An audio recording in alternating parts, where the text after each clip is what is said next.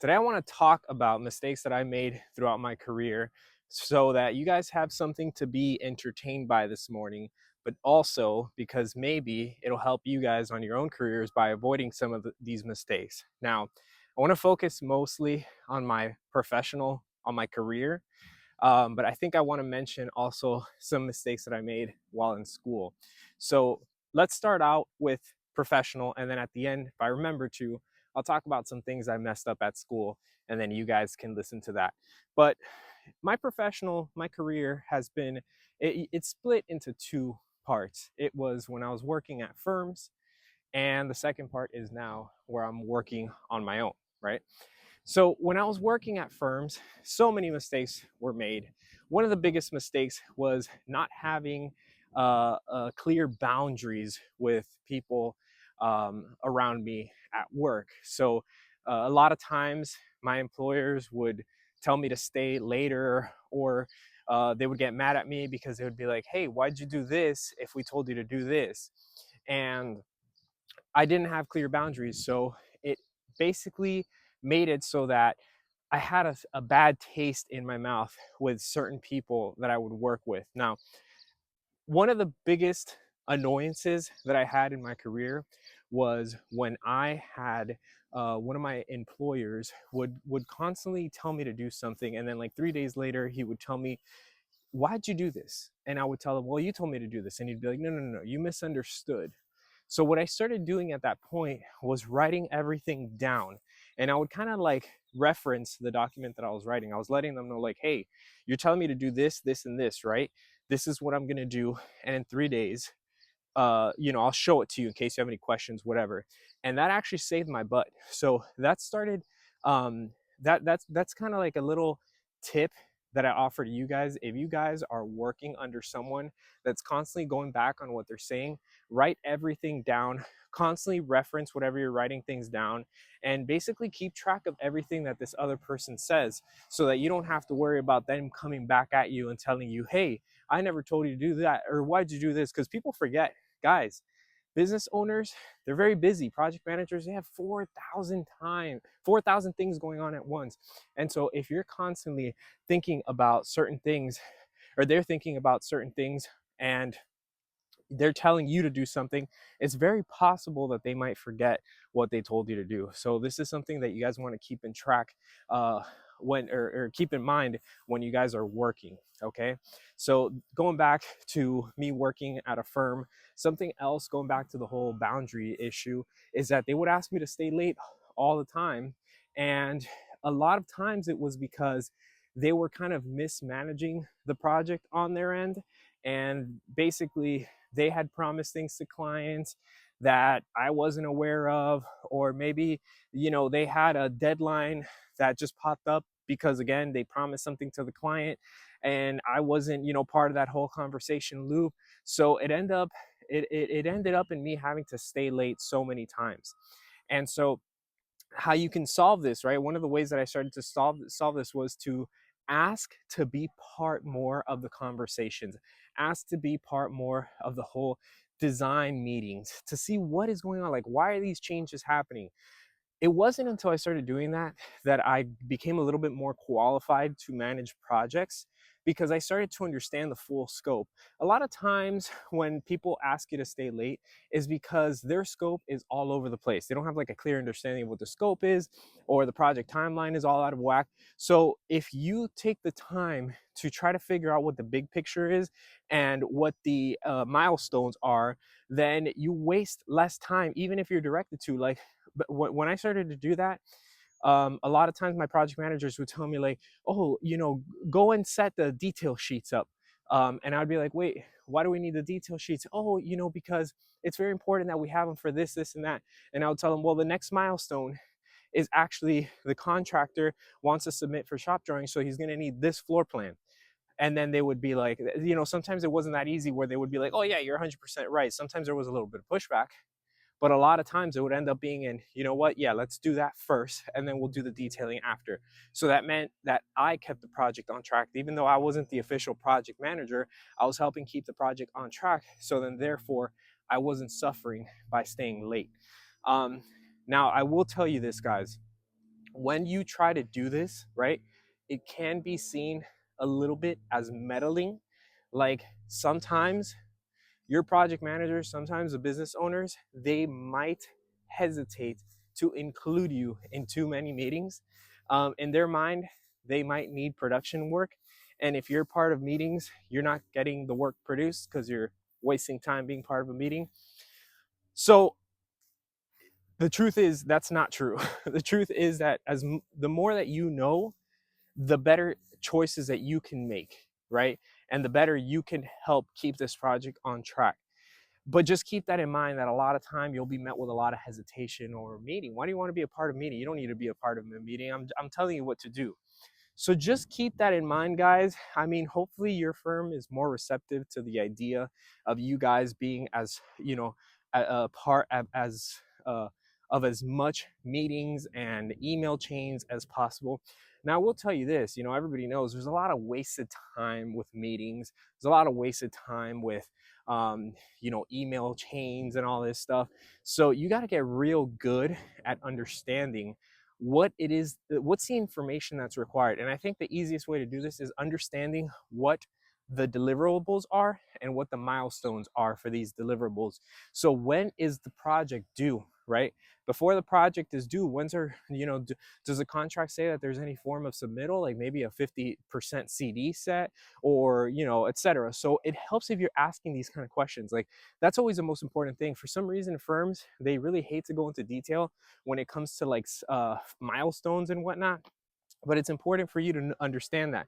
And that was one of the biggest mistakes that I was making, honestly, guys, is that I wasn't preparing myself. I wasn't asking questions like this. I was just, relying on the project managers, relying on the business owners to tell me what to do. And then when I would do it, then I would suffer the consequences because it wasn't the right answer. That's not what I should have been doing with my time. I should have been doing other things. Now, another mistake that I made was I never really kept track of the work that I was producing at these firms. So I'm not saying that you need a portfolio per se, but it's really important for you guys to keep track of what kind of work you guys are doing. What is your role in all the projects? Even if your project, it was like CA, for example, construction administration, and you're just answering some emails and some things, it's very important that like once a month you guys sit down to reflect on everything you worked on the past month. You don't have to do this every day or every week. I mean, by all means you could, but keep track of it in the form of like a log. Like you could have a log where you once a month sit down and journal what you worked on. And it helps if you have some screenshots, some images, right? And a lot of times firms will kind of scare you into thinking that you cannot take intellectual property. So I don't want to tell you guys to go in there and just start taking pictures off of the server. But at the very least, I don't think there's anything wrong with you telling your employer, hey, I like to keep track of what I work on. I like to kind of have this diagrammatic path that I see where I'm going in my career and how far I've come, and I like to track all that. So I'd like to, use images and PDFs and anything that you feel is okay for me to use when I'm putting this together. And they should be open to that. They should be receptive to that. If they're not, that's kind of like that's it's a red flag, to be honest with you. But there should be nothing wrong with you using some of this information if you're asking for permission, obviously, and if they're giving you the permission. Now, if they don't give you permission, you can always take screenshots off of their website and use that as a reference image. But you really want to try and kind of like every month detail exactly what you're doing and why you're doing it, and even questions that you ask. And I'll tell you why all this is important and why this is kind of like where I failed and I made that mistake at the time. Eventually in your career, if you do end up getting your own firm and your own clients, you might start to go after projects that you have experience with, but man, it's been a while since you do that kind of project. So you might forget what kind of goes into it. And this goes for when you're, doing the proposal to send to the client. That includes your fee and how much you're going to charge and all that stuff and how long it's going to take you. So if you don't remember, you're just going to have to kind of guesstimate all of this information. And if you have that little handy dandy work journal where you took all this information every month and you jotted it down, and you have some reference images and some questions that you ran into and some problems that you were able to solve, and you have all that information written down, when it comes time to go for those new projects, you can always reference this little Bible of yours that has all this information listed in it. So keeping track of what you're doing, on a month-to-month basis, keeping track of what you're learning is very, very important. Something else that I think that I made a mistake at was that I didn't fully utilize the resources around me when I was working at a firm. um, there's so much knowledge around you guys, so many project managers, there's so many drafters, so many modelers, and you tend to hang out mostly with those in your area. So when I was working at these firms, I would mostly hang out with other drafters or with other modelers, the rendering team, the interior design department. I wasn't really branching out too far away from there, so I wasn't really utilizing them to my full potential. But something that you guys could do is go up to your project managers if you're not one, um, and ask them what they're working on, but what kind of challenges are they facing. I think that's really important because you might run into these challenges when you're at that position eventually. I think that's such an important question to ask, right?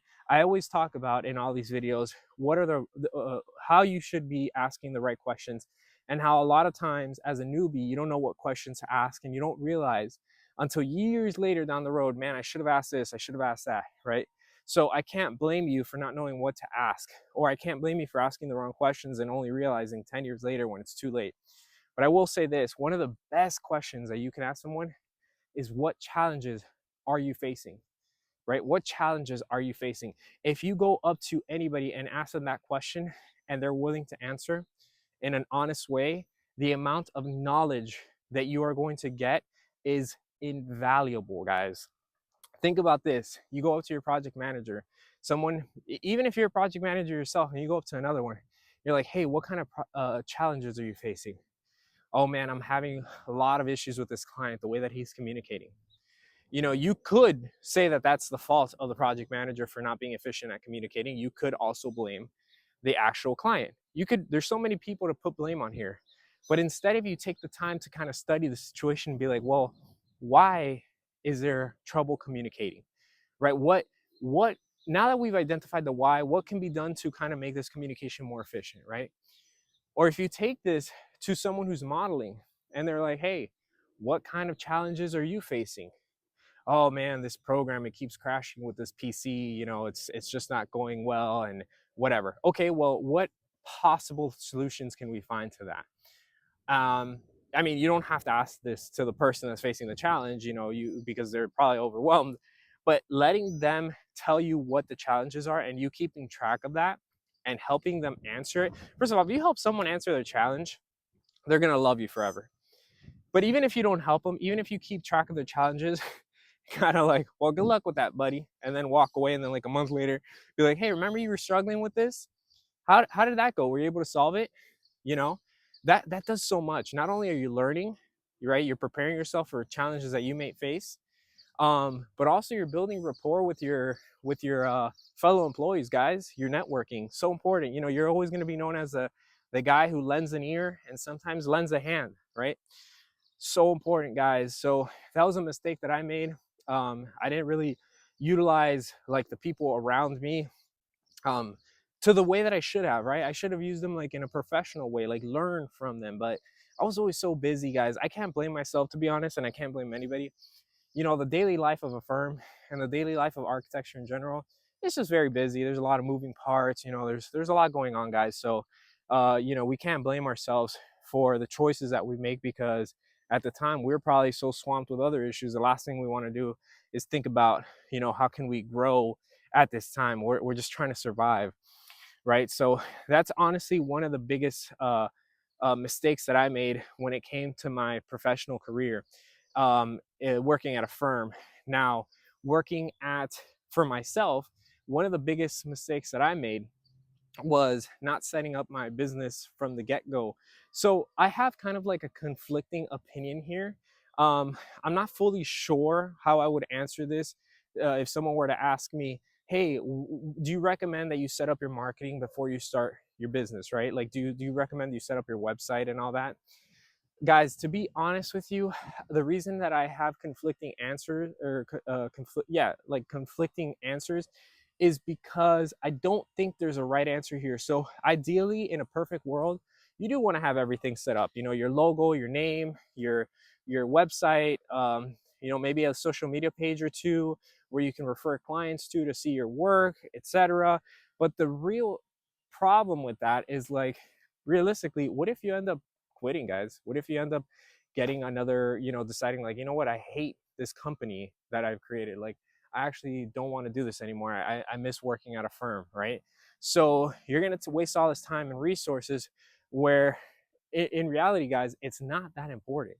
It's not that important to have like a good website or anything like that.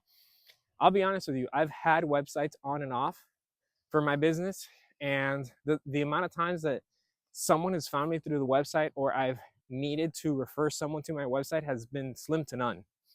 I can only think of maybe 2 or 3 times in the last like 4 or 5 years that I've needed my website for anything.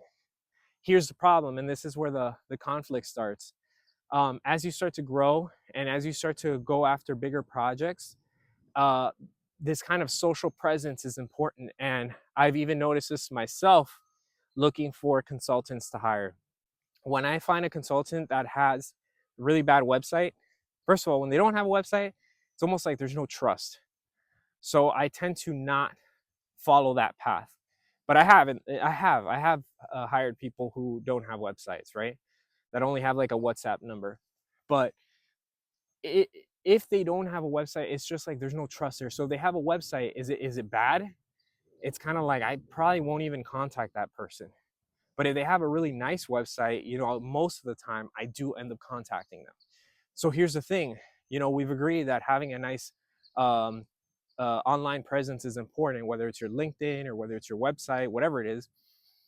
But guys, once you get busy working on your own, like really, really, really busy, like you have 2 or 3 clients that you're juggling at a time, and like maybe 4 or 5 project deadlines, it becomes really difficult to allocate any time to any of that. So that's why I conflict. So it's definitely a mistake that I made in my career, not taking this more seriously. But it's not the end of the world if you do one or the other. But definitely, I would probably say my book response, right? My textbook book response would be, if you are thinking of creating your own company and you're pretty sure that this is what you want, just figure out all the marketing stuff from the get go. Start doing this like on the side, guys. Just every weekend, dedicate 2 or 3 hours to it. Nothing crazy. Um, because otherwise, you're just going to run into issues down the road when you might need a website. And it's always good to have either a website or like some sort of social media presence. So there's so much more I can say about my professional career. But these are really big mistakes that I've made that I felt like if I would have done it differently, I would be in a better position now. Um, but that leads really school, right? What kind of mistakes did I make in school? And there's two main mistakes. One of them I kind of touched upon already, which was not keeping track of my work, what I was doing. I mean, there's just no excuse at this point. When you're working at a firm, it becomes like a game of tag, right? A game of pong, trying to figure out if you're allowed to grab this information from their servers to use in your portfolio or not. But in school, all the work that you're producing is your own work, guys. There's no excuse not to keep track of it. My pretty BS excuse was that I lost my hard drives, right? Or I lost one of the hard drives that contained half of the work. That sounds like a valid excuse, but in reality, that's just a cover up for saying I was disorganized. I should have had everything on one location, on one drive, and then had a backup of all that work, right? That's what I should have done, to be honest with you. And then every month, upload all the work that I had done, even if I considered it garbage, and keep it organized. Organize it by year, then month, and then go from there. And then, or maybe by year and by class. I don't know how I would do it right now. I'd have to sit down and think about it. But you can ask ChatGPT, if you're in this position, how do I organize my files for school? But definitely keeping track of all your work. And then the other piece of advice that I want to offer you, if you're in school right now, something that I failed in myself, um, and I kind of touched upon this myself. As you see, there's like a pattern in my mistakes, and there might be a pattern in your mistakes, which kind of give you clues as to what kind of mistakes you'll make in the future. But the biggest mistake that I made while I was going to school was not having my boundaries set up with my professors. Remember, that's the same issue that I had at the beginning of my career working at firms. But you have to have boundaries with your professors, guys. Remember, a lot of times professors like to act like clients. Um, and this is very difficult for a professor to do, I imagine, because if you think about what a professor is in school, they're really like a consultant, right? They're not there to answer your questions. That's up to you, but they're there to kind of make you think. But at the same time, they also have to function as like a client, right? They have to simulate the experience of the kind of questions that a client might ask. And then at the same time, overall, what they are actually is your professor. So when you think about that, you realize they're not a client. And even a client doesn't dictate everything that you should do. So school's just weird because school makes you think like the you are the only person responsible for what the architecture looks like, right? And that's like some sort of fairy tale concept because there's so many other things that dictate what goes into a project, including zoning, which we talk about in school, codes, which we talk about in school. But then it kind of stops there. And then else is just like, oh, the client wants this, the client wants that, right? So then a lot of times these professors will tell you, oh, you've chosen to do rammed earth as the material for your project. That looks terrible. Forget that. Do something else, right? And then a lot of times you'll see like even right from the get-go, like when a student starts with a schematic drawing, professors will have a problem with the shape of it, which is, in my opinion, like baffling. Like a student should be able to make a rectangular building if they wanted to and call it a day. But the thing is that professors struggle with this because professors want the student to learn, but they don't they don't really like adapt to the balance of the potential of the students. So they'll want to challenge a student, right? Like if I say like, oh, all I'm going to do is I'm going to make like a warehouse building for my project, right? For my thesis. They're kind of like, no, no, no, no. You got to challenge yourself. You got to challenge yourself. But a lot of times they cross this boundary line and they go from challenging you to like straight up demanding or requesting certain changes in your project that in reality, guys, I just totally disagree with.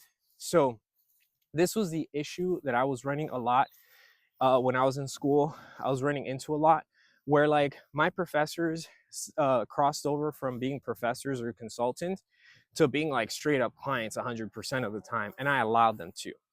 And guys, you got to protect yourself from that. Like you cannot let your professors become your clients because they're not. They're not there to request anything from you. They're there to consult you, to teach you, and to challenge you. You need to learn, right? You need to step out of this semester being better than the person that you were last semester. And how much better you are is up to you. And they're only there to guide you to make you even better. They're kind of like a trainer, right? They shouldn't be giving you busy BS exercises, right? They should be training you to be a better version of yourself in this field. So you guys have to think about this a lot. This is very difficult to do, is to think about, okay, when I have a project coming up, I'm going to go with this design and I'm going to call it a day. And why you do that? Well, guys, it's up to you to decide. It's up to you to decide when you call it quits, when you guys are deciding like, I'm stopping designing here, or I'm stopping, schematic design, and I'm moving into design development because I've done enough research that I feel that this project is ready to go. Professors don't help sometimes. They'll make you doubt your work. And I don't think that that's a good quality to have in a professor. But you can't change your professors, not all the time at least. And you can't always reason with your professors. So all that I advise you is to have your boundaries set up. Remember that they're your consultants and your teachers, and they're not there to quote unquote request anything specifically. If you have a good inclination that your project is headed in the right direction, and you talk to other students, talk to your peers, ask them what they think. Be like, hey, do you think that my project is headed in the right direction? Forget about aesthetics, guys. It's not always about aesthetics. It's a bigger picture than that. You can solve an aesthetics question in one day. You can even use ChatGPT to design you a building in one day. It's not the aesthetic is almost like the least important part. It's about the balance between the functionality, the aesthetics, and the realistic approach to what this project solves, and how you are able to create this project with that balance between all these moving parts, right? So it's a very complicated thing, architecture, but you don't need to make it more complicated by making your professors constantly have you change your work around, or make you doubt that your work is not good enough, and then now you feel the need to be changing everything over and over and over again. So definitely, that was one of my biggest mistakes, was not keeping up my boundary lines, making it very clear, very known. And that resulted in me changing my work 10,000 times, which resulted in more time spent drafting, less time spent learning about the project. That's basically a tagline that I came up with to define everything that I just said in the last portion of this video.